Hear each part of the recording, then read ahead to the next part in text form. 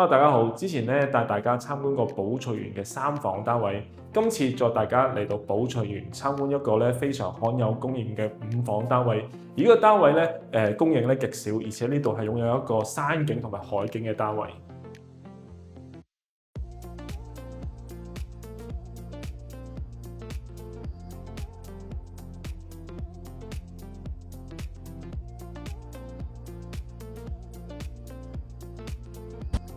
喺玄關位側邊咧，業主咧已經做咗啲鞋櫃嘅儲物空間啦。可以見到咧，做咗櫃之後咧，嗰個闊度咧仲係好足夠嘅。入到嚟啦，就見到咧成個客飯廳咧係改用咗一個長直廳嘅設計。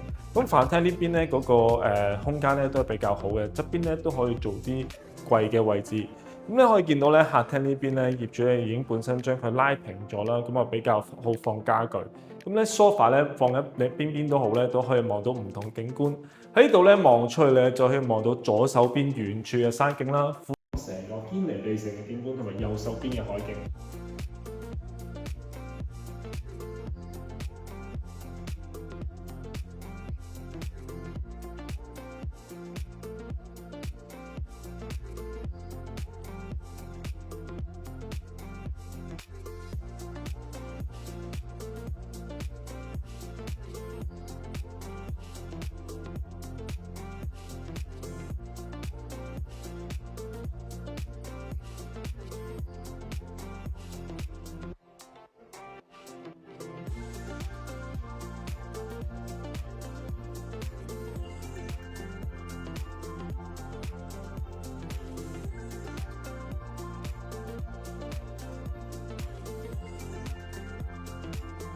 入到嚟廚房嘅位置咧，成個廚房咧業主咧增加啲儲物嘅空間啦，而且有3面嘅工作台啦，可以見到個空間感都係非常好嘅。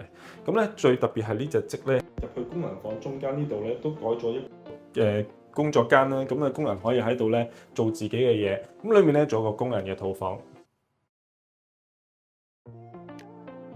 我哋再入到嚟睡房呢邊啦，我哋首先參觀第一個房啦。咁雖然講咧呢個係一個5房設計，咁其實咧第一間房咧個空間同埋個窗戶咧都比較細嘅，更加咧適合做一個書房或者麻將房啊，或者係一個遊戲室。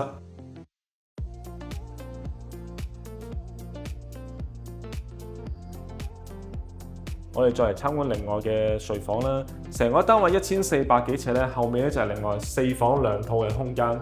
咁咧呢度咧4間房咧，大部分咧都可以欣賞到前面嘅海景，而且每間房咧個空間都唔細，擺到張床咧側邊都可以見到做咗入牆衣櫃。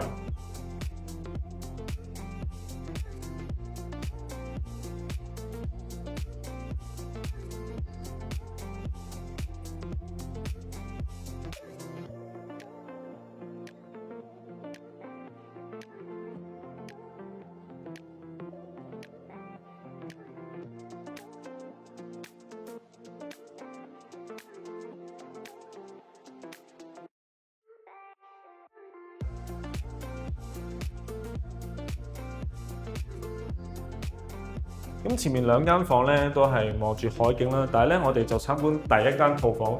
咁呢間套房咧雖然冇一個海景啦，但係呢個窗咧望出去咧都可以欣賞到咧香港大學側邊嘅山景。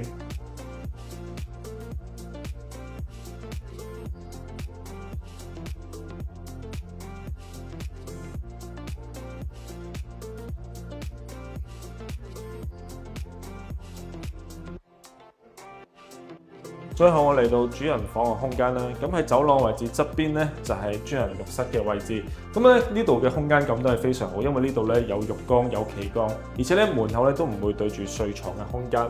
入到嚟咧主人房呢度睡房嘅空間咧，可以見到咧個空間感都係非常好。中間咧已經可以放一個3邊嘅大床啦，側邊都做咗好多櫃嘅位置。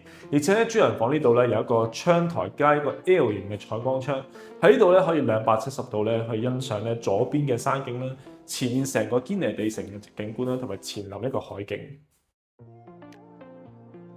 如果想要睇樓或者更多資料，歡迎聯絡片中嘅電話。咁睇完影片之後呢，希望大家可以多多支持訂閱我個頻道。我哋下次再見。